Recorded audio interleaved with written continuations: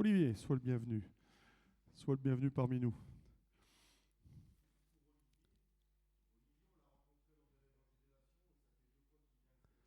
Ok.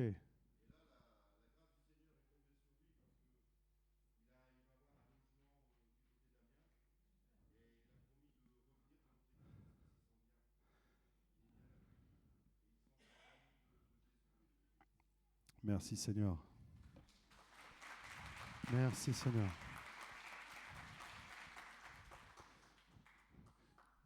Si tu donnes ta vie à Christ, tu feras le meilleur choix. Car il est fidèle et bon, il n'abandonne jamais celui qui choisisse de le faire rentrer dans sa vie. Amen. Sérieux, est-ce que quelqu'un a été déçu de Jésus depuis qu'il s'est converti? Attention à vos réponses. Je plaisante, bien sûr. S'il y a bien une personne sur terre qui ne peut pas nous décevoir, c'est Christ. Alors peut-être qu'à un moment donné, on ne comprend pas trop là où il veut nous emmener. Ça arrive. Peut-être qu'en ce moment, tu es dans cette situation-là. Mais toute personne qui a fait l'expérience de Christ sait que Christ est fidèle. Amen. Le titre de mon message ce matin, c'est « Que ton règne vienne ». Que ton règne vienne. Toute personne qui a été touchée par Christ est transformée à vie. Amen.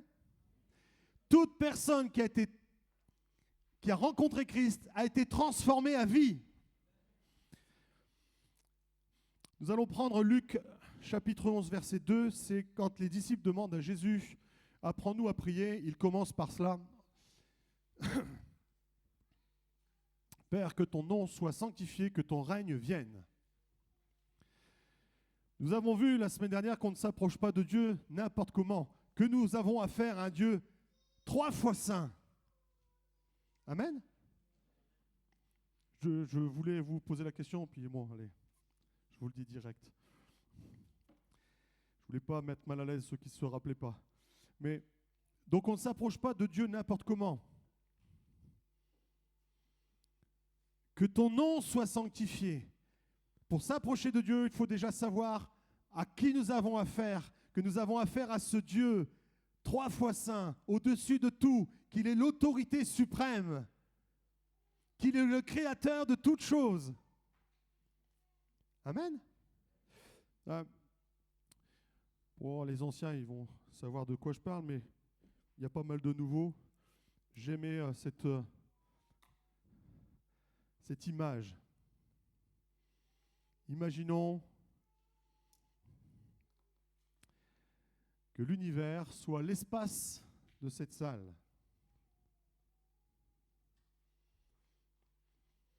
Et que la Terre, notre petite Terre, est la bille de ce stylo à billes. C'est pour un peu imaginer déjà rien que la grandeur de la création. Et Dieu, c'est lui qui a créé tout ça. Donc il est encore plus grand. Et nous, petites particules sur cette petite planète, Dieu met tout son amour et toute sa confiance.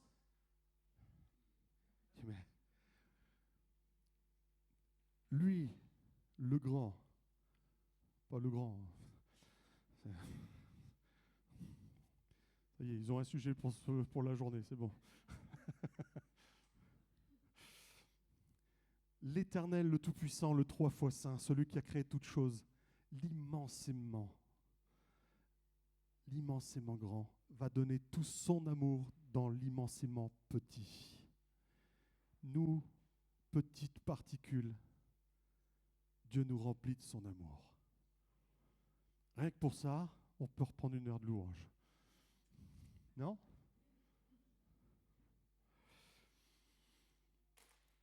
Alléluia. Donc nous avons affaire à ce Dieu grand. Quand nous rencontrons Dieu, nous sommes bouleversés à vie. J'aimerais qu'on prenne Apocalypse chapitre 1, versets 9 17. Moi, Jean, votre frère,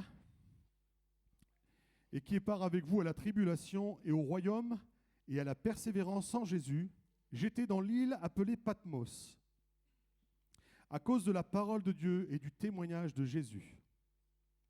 Je fus ravi en esprit au jour du Seigneur, et j'entendis derrière moi une voix forte, comme le son d'une trompette, qui disait « Ce que tu vois, écris-le dans un livre, et envoie-le aux 7 églises, à Éphèse, à Smyrne, à Pergame, à Thyatire, à Sardes, à Philadelphie et à Laodicée. » Je me retournai pour connaître quelle était la voix qui me parlait. Et après m'être retourné, je vis 7 chandeliers d'or. Et au milieu de 7 chandeliers, quelqu'un qui ressemblait à un fils d'homme, vêtu d'une longue robe, ayant une ceinture d'or sur la poitrine. Sa tête et ses cheveux étaient blancs comme de la laine blanche, comme de la neige. Ses yeux étaient comme une flamme de feu. Ses pieds étaient semblables à de l'airain ardent, comme s'il eût été embrasé par une fournaise. Et sa voix était comme le bruit de grandes eaux. Il avait dans sa main droite 7 étoiles, et sa bouche sortait une épée aiguë, à 2 tranchants, et son visage était comme le soleil lorsqu'il brille dans sa force. Quand je le vis, je tombai à ses pieds comme mort. Waouh! Avec cette description, on s'imagine un peu Jésus dans sa gloire. Amen. Et là, on voit que malgré que Dieu soit une source de paix, de joie, de guérison, de vie, de délivrance, tous ceux qui s'approchent de lui dans la gloire sont plaqués au sol comme morts. Jean a eu cette vision quand il s'est retourné, plaqué au sol. Qui a vécu cette expérience?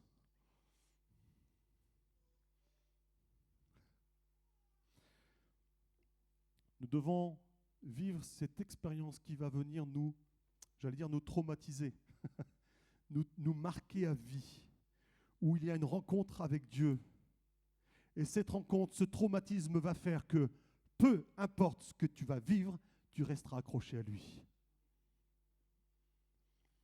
Nous partagions hier matin avec le groupe d'hommes. Antoine nous donnait son témoignage. Que depuis tout jeune, et je peux le témoigner aussi, malgré que je n'étais pas converti, je sentais que Dieu était présent. Dieu était là. Et à chaque fois que je faisais une bêtise, que j'étais dans mes soucis d'enfant, je pouvais crier à Dieu, il venait à mon aide. Donc déjà, tout petit, nous avons cette occasion de pouvoir vivre des expériences avec Dieu. Ah, c'est bon. Et ce que j'avais aimé relever, c'est de dire qu'il est possible de vivre toute une vie avec Dieu à côté de nous.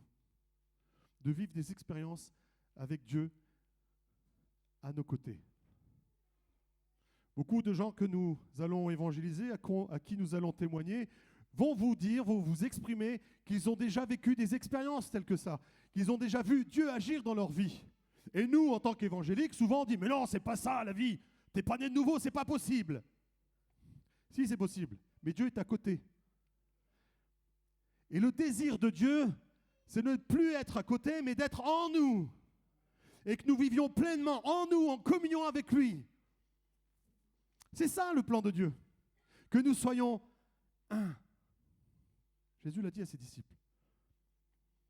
Je prie pour que vous soyez un, comme je suis un avec le Père. C'est le but ultime de Dieu.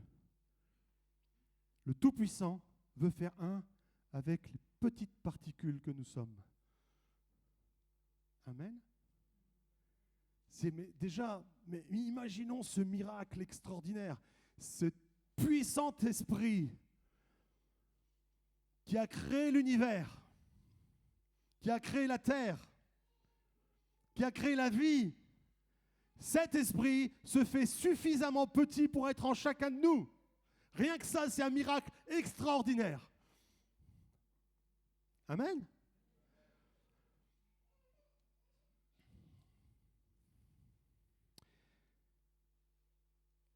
Autre expérience biblique, Acte 9, versets 3 à 6. Nous parlons de Saul de Tarse.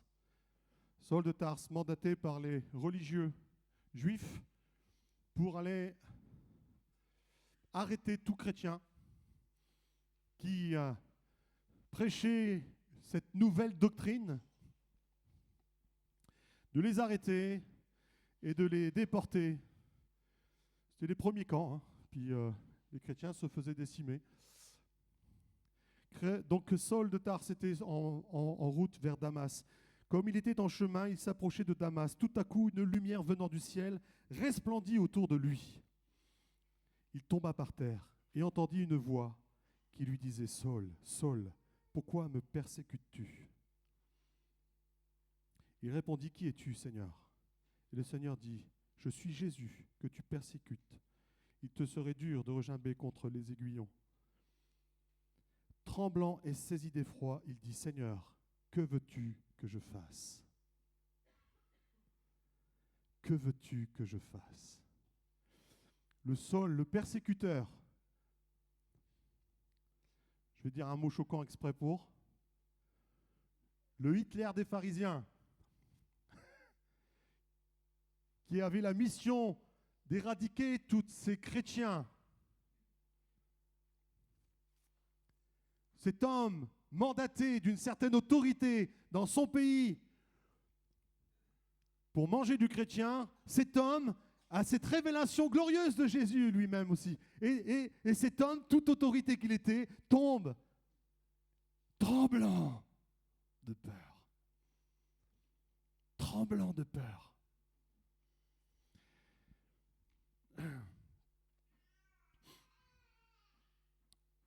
Ce même Saul va s'appeler Paul. Tout le monde connaît Paul. Peut-être l'apôtre qui a fait le plus parler de lui. En tout cas, c'est le plus connu dans notre culture chrétienne. Ce Paul va aller prêcher, on le sait, quasiment à lui tout seul, tout le bassin méditerranéen. Le gars, il va se faire lapider, laisser pour mort. On va l'accuser, on va le fouetter. Ce que je veux dire, c'est qu'il ne va pas avoir un ministère tout rose, tout beau, tout calme. Bien au contraire. Combien de fois j'entends des chrétiens dire « Oh, moi j'aimerais bien être comme Paul ». Ouais, t'es sûr de vouloir passer sur le même chemin, parce que pour être Paul, il faut passer par le même chemin que Paul. Amen. Amen, amen. Moi, je veux bien, mais sans la lapidation, non, lapidation. Non, mais on est en France, on ne peut plus le faire. Allez dire ça aux forces de l'ordre. Aujourd'hui, si ceux qui pratiquent la violence dans ce pays n'hésitent pas à s'en prendre aux forces de l'ordre, vous croyez que devant les chrétiens, ils vont s'arrêter? Ah ouais, mais le Saint-Esprit est là pour nous protéger.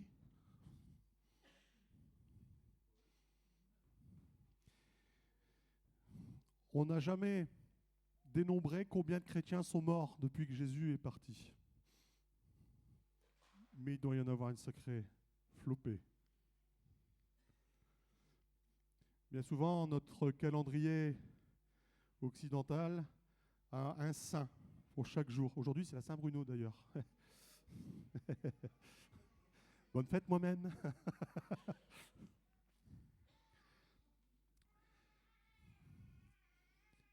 Mais ce sont des chrétiens qui ont proclamé la parole de Dieu, qui ont témoigné de la bonne nouvelle et qui bien souvent ont payé le prix de leur vie. Paul le dira, vous n'avez pas encore souffert jusqu'au sang. Et tant qu'on n'a pas souffert jusqu'au sang avec Christ, il y a des choses qu'on ne pourra pas comprendre. Il y a des terrains où on n'est pas encore allé. Il faut aller sur ces terrains-là pour commencer à recevoir les stratégies de Dieu. Mais tant que tu restes bien au chaud, même si on n'a pas mis le chauffage ce matin, tranquille, je me la coule douce, tout va bien. Seigneur, bénis l'Église. Ah. Dieu ne va pas te révéler d'autre chose. Tu as suffisamment d'informations pour que tu restes tranquille. Amen. Des fois, on attend que Dieu nous révèle des choses, on veut comprendre des choses de sa parole. Tu n'as pas besoin d'en savoir plus pour ce que tu fais aujourd'hui. Non? Ça ne sert à rien. Quand on se forme, quand on va chercher des informations, j'ai travaillé à Leroy Merlin, j'ai démarré au plus bas de l'échelle. Quand je suis arrivé, on m'a dit, est-ce que tu sais faire aller à Fenwick? Non. On va te former, parce qu'on a besoin que tu conduises à Fenwick. Ok. Donc on m'a formé. Et j'ai commencé à manipuler les palettes, à décharger les camions, à les charger. Bref, on m'a formé. À un moment donné, j'étais tellement bon, je savais rouler même sur 2 roues. Il faut que jeunesse se passe, ce que vous voulez.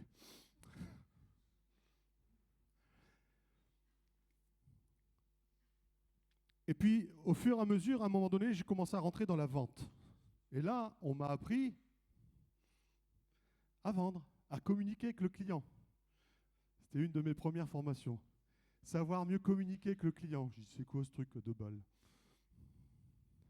Et là, on t'apprend. Et puis, je reviens de loin, je peux vous le dire.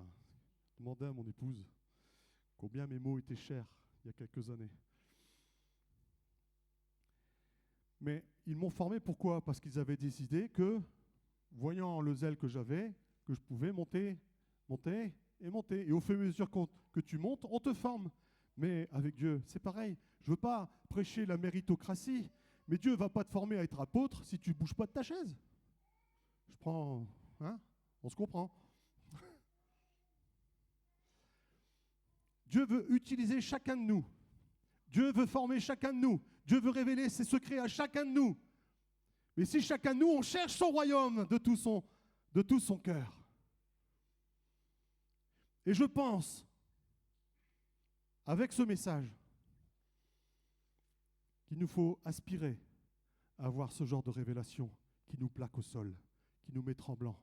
Seigneur, montre-moi qui tu es. On a une image trop légère de Dieu. Dieu est juste un petit nuage rose qui vient bénir ma vie. Oh. Dieu est l'Éternel, le Tout-Puissant, le 3 fois Saint. Quand Jacob a eu cette révélation, mais que ce lieu est redoutable. Paul a la révélation de Christ. Il est tremblant, comme mort, comme Jean. Pourtant, Jean se qualifiait d'être le préféré de Jésus. Quand il voit son maître dans sa gloire, le préféré, il est par terre. Amen.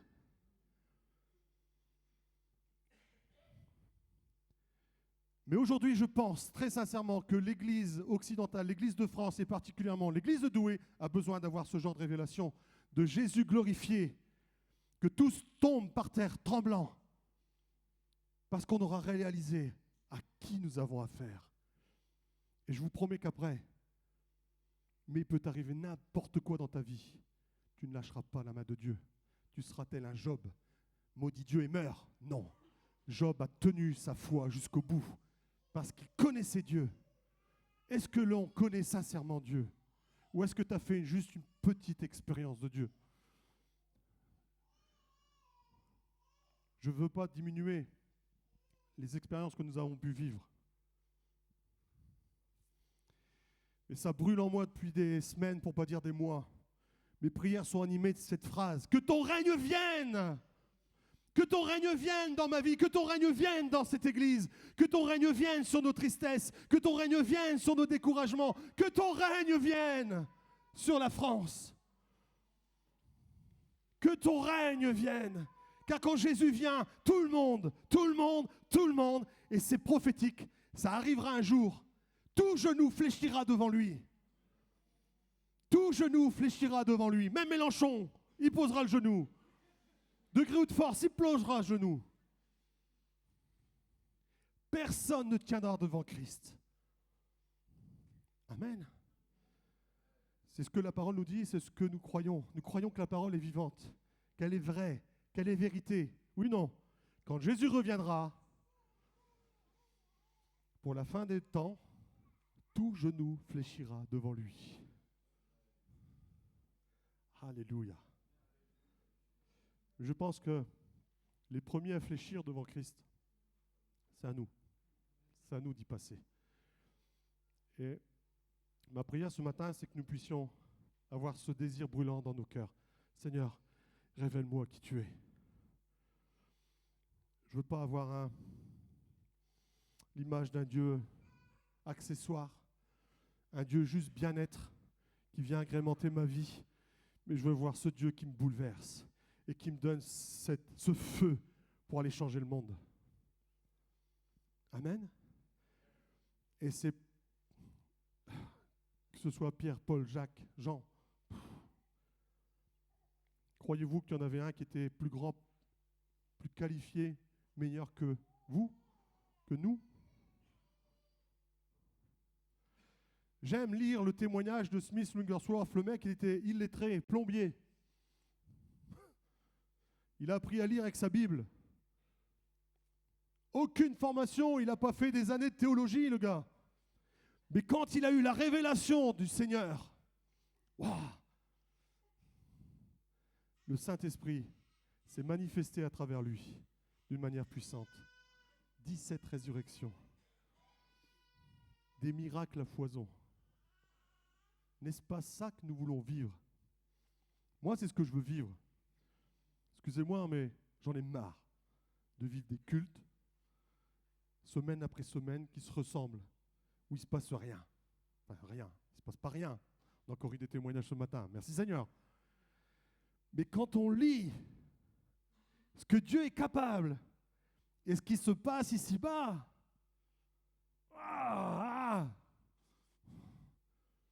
ça me fait grincer des dents.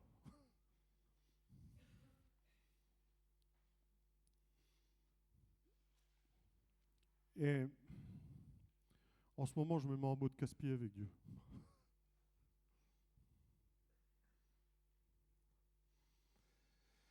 Je dis, Seigneur, je veux voir ce que je lis. Je vais te casser les pieds jusqu'à ce que je puisse. Alors plaise à Dieu de se révéler et que je tombe comme mort. Hein. Mais je veux voir ta gloire se manifester. Quand il descend, on l'a chanté, l'atmosphère change. Tu n'as plus besoin de prêcher des heures. Saint-Esprit passe. Les malades guérissent.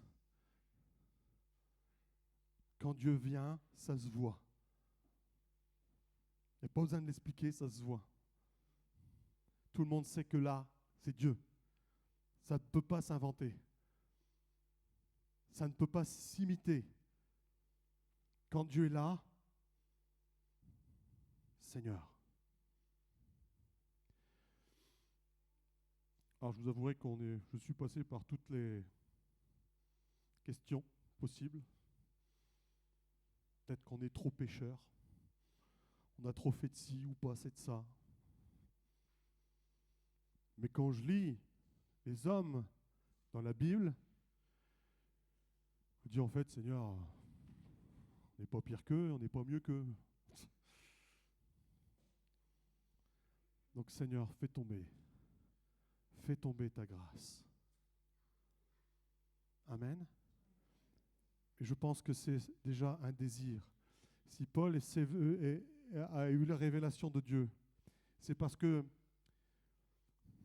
dans son action de déporter les chrétiens, il le faisait avec tout son cœur et tout son zèle. Je suis sûr que de tout son cœur, il était certain de servir l'Éternel. Il le faisait avec tout son amour. Et il a fallu qu'il ait cette révélation de Christ. Il dit, attends, le Messie, il est déjà venu. C'est moi le Messie. Pourquoi tu me persécutes? Le gars réinitialisé. dans sa conception de Dieu. Mais il y avait déjà ce feu, ce désir. Est-ce que tu as envie d'influencer le monde d'une manière autre que ce que tu le fais aujourd'hui? Est-ce que tu as envie de voir Dieu se manifester dans ta vie? Mais pas pour bénir toi.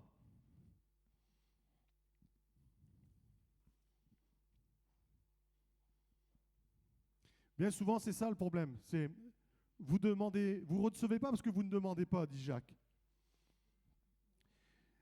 Et vous ne recevez pas parce que vous demandez mal. Vous demandez pour satisfaire vos passions.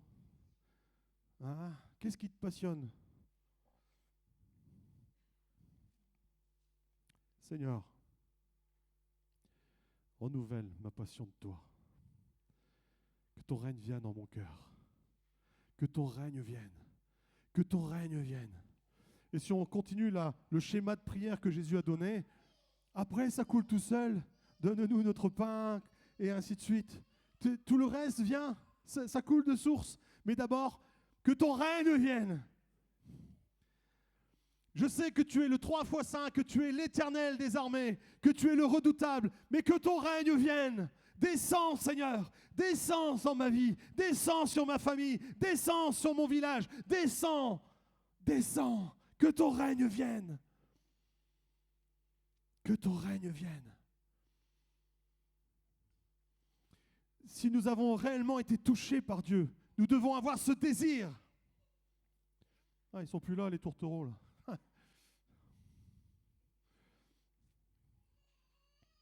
Je ne sais pas vous, mais quand j'étais fiancé, l'objet de mes préoccupations, c'était vivement le mariage.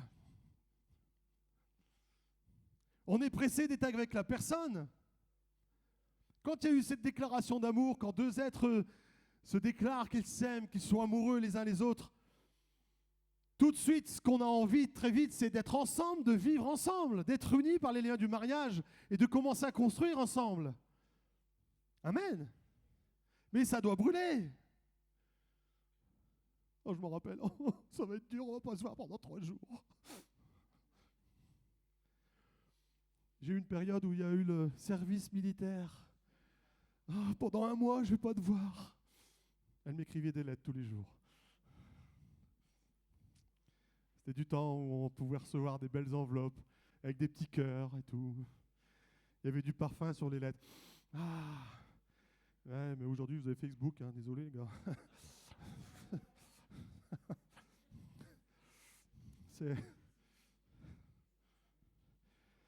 Mais même WhatsApp, hein, tu peux renifler, il n'y a pas de parfum.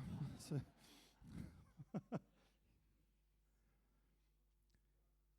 Mais ça entretenait le dé. Mais purée, vivement que j'ai fini qu'on puisse se marier. Mais avec Christ, c'est la même chose. Seigneur, tu as touché ma vie, je veux plus. Je veux plus. Nous sommes qualifiés, nous, Église, d'épouses de Christ, de fiancés. Nous sommes appelés, mais Seigneur, que ton règne vienne. Mais combien de chrétiens crient après le règne de Christ? Seigneur, viens, viens, Seigneur, viens. L'Église réclame trop peu la présence de Dieu. On n'entend plus que ton règne vienne. La principale prière qu'on entend dans nos églises, c'est Seigneur, bénis. Exauce-moi, bénis. Fais-moi du bien, Seigneur. Vous demandez mal pour satisfaire vos passions. Et c'est pour ça que nous voyons si peu de choses au milieu de nous. Nous devons désirer voir le règne de Christ. Est-ce que l'Église encore, est-ce qu'elle a le fardeau des âmes? Régulièrement, c'est pas un jugement, c'est dans toutes les églises comme ça. Je le sais, on échange entre pasteurs et c'est partout France, comme on dit. Hein. Régulièrement, il faut réapprendre au groupe d'intercession ce que c'est que l'intercession. L'intercession, la première mission de l'intercession, c'est de prier pour les âmes perdues, pour les gens que Dieu est en train de nous envoyer, que ces âmes soient touchées à salut. C'est le principal but de l'intercession. Mais si vous ne rappelez pas régulièrement ce but de l'intercession, pendant l'intercession, c'est je raconte ma vie et Seigneur bénis-moi. Mais si tu es au service de Dieu, Dieu va te bénir. Préoccupez-vous d'abord du royaume des cieux et tout le reste vous sera. Alléluia. Merci Seigneur. Si tu as l'impression de ne pas être béni, de ne pas être exaucé, regarde, est-ce que tu sers Dieu pleinement? Remets l'église au centre du village, comme on dit. Revois tes priorités. Et tu verras que si tu te remets pleinement à faire ce que Dieu attend de toi, Dieu va commencer à bénir ta vie. Tout simplement parce que tu te seras remis en marche. Et tout simplement parce que tu te seras remis dans la position de que ton règne vienne. Et le souci du royaume des cieux. Et le souci que Christ rentre en tous. Amen. Ah, mais que vraiment l'Église puisse être renouvelée dans cette position, dans cette façon de faire. Ah là là, vive le papier. Allez. Merci Seigneur.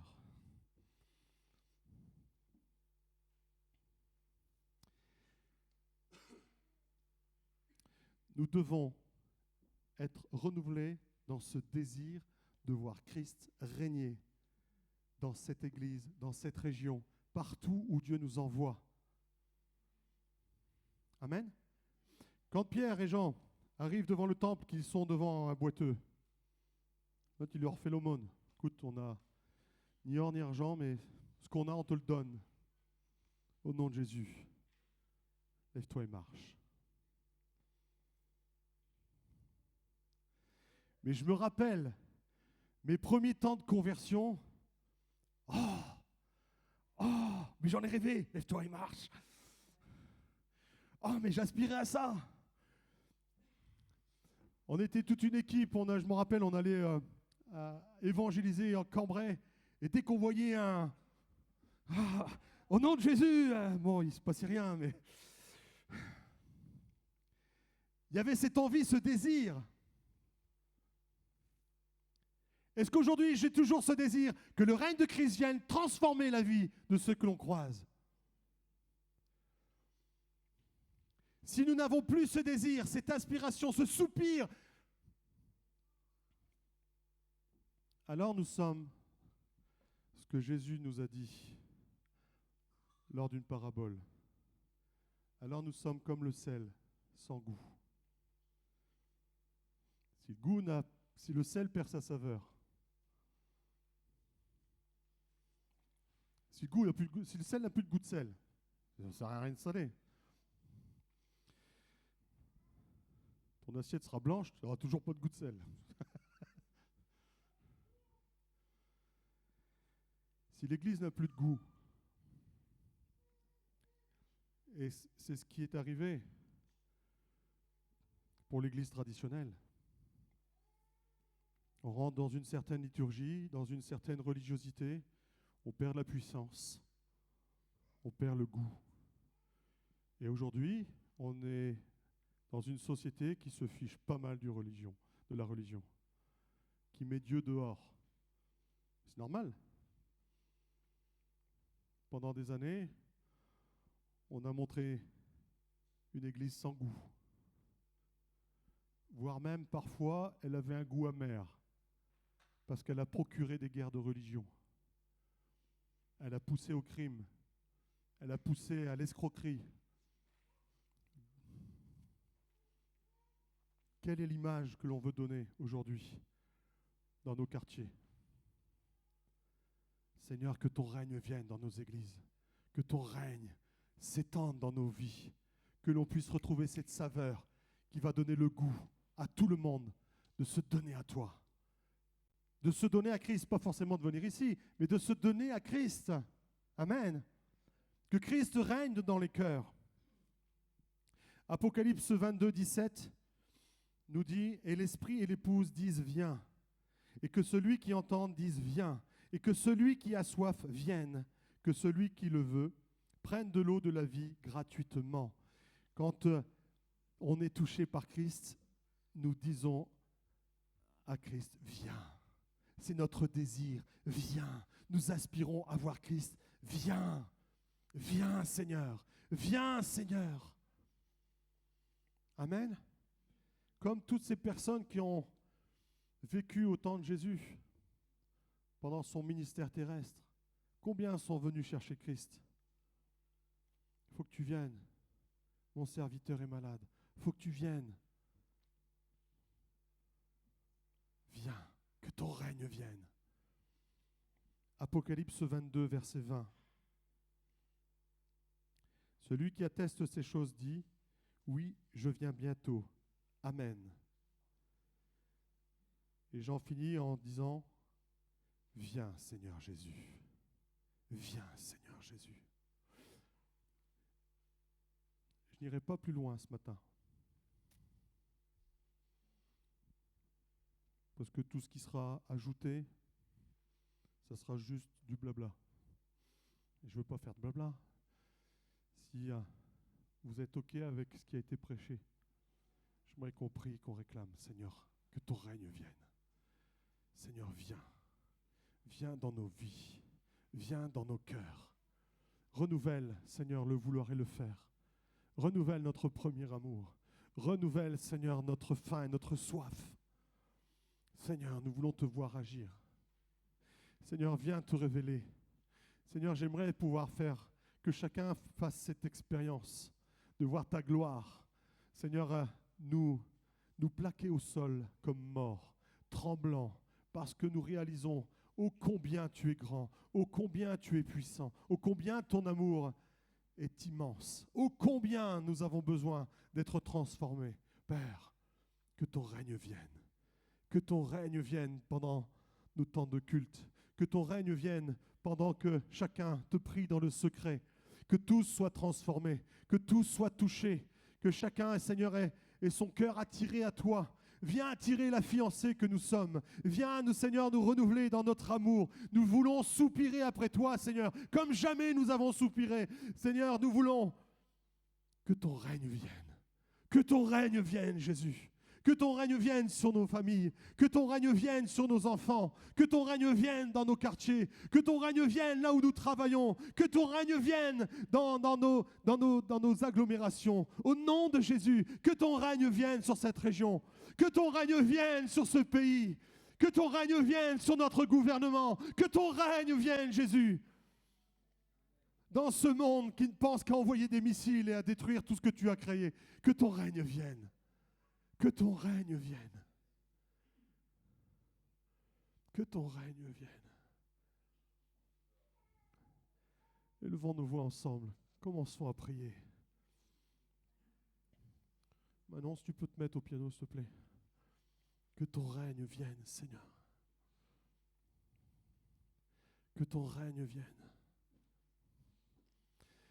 Pardonne-nous pour toutes les fois où nous avons été peut-être trop légers, où nous t'avons prié juste pour notre besoin, pour notre confort. Il est bon d'aspirer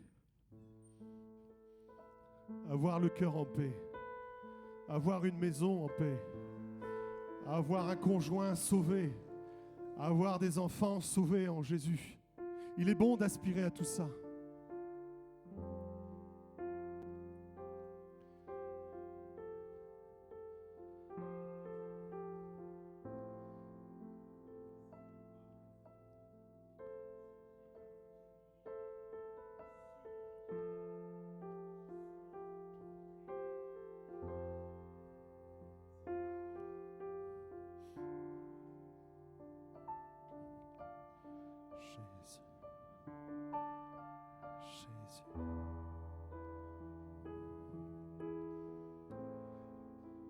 Alléluia.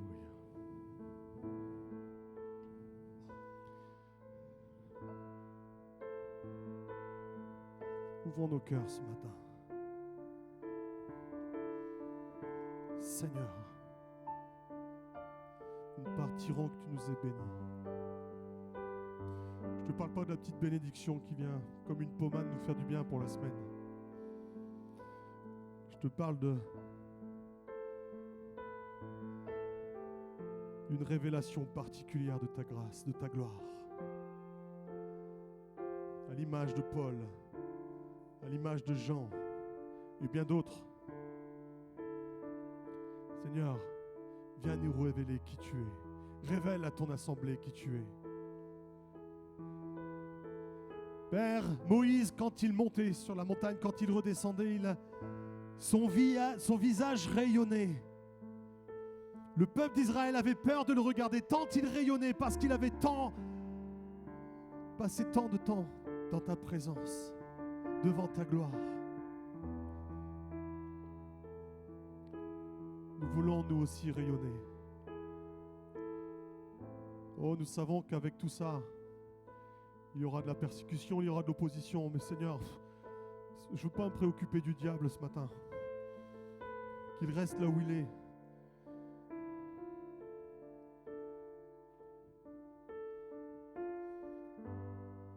Nous voulons regarder vers toi, Seigneur. Que ta révélation vienne nous percuter à jamais. Afin qu'une onction particulière nous anime. Chacun pour l'appel que tu as posé sur nos vies. Afin que le plus grand nombre, Seigneur, soit touché à salut. Seigneur, ouvre les écluses du ciel. Que ta grâce coule. Que ton règne vienne. Que ton règne vienne, Seigneur, sur chacune de nos vies. Que ton règne vienne sur chacune des âmes ici présentes dans ce lieu. Je te parle également des enfants, qu'ils aient cette expérience le plus tôt possible, qu'ils soient baptisés, nés de nouveau, Seigneur. Que nos enfants, Seigneur, proclament l'évangile aussi, cet évangile de puissance qui vient libérer les captifs. Oh combien le monde souffre aujourd'hui, oh combien le monde a besoin de rencontrer Christ, mais pas... Nous ne voulons pas proclamer le petit Jésus qui est souvent annoncé dans certaines églises. Nous voulons proclamer celui qui est ressuscité, celui qui est vivant, celui qui agit encore. Quand nous invoquons ton nom, tu agis. Que ton règne vienne, Jésus. Que ton règne vienne, Jésus. Seigneur Jésus, que ton règne vienne. Jesus.